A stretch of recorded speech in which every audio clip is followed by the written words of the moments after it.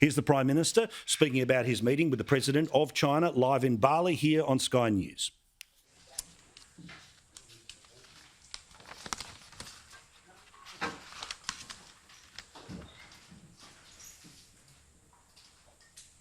It was a great honour this morning to address the G20 meeting, and during the day I had bilaterals, formal and informal, with a range of world leaders, advancing Australia's national interest, building relationships, which is so important to Australia as a middle-sized power at the G20.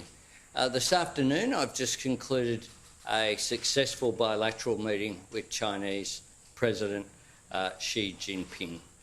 It was a very positive and constructive discussion, and I was pleased that it was held. We know that China is Australia's largest trading partner. They are worth more than Japan, US and Republic of Korea together, combined. So it's an important relationship for Australia. And Australia seeks a stable relationship with China.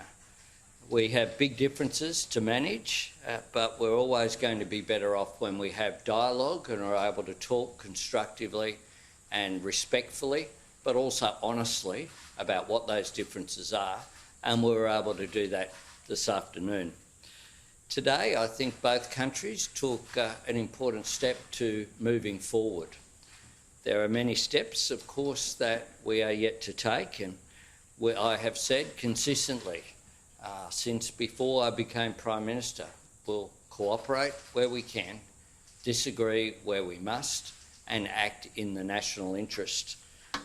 One of the things that struck me was that both of us spoke about how we have highly complementary economies. It is clearly in Australia's interest to export some of the fine products that we have. It's in China's interest to receive those fine products.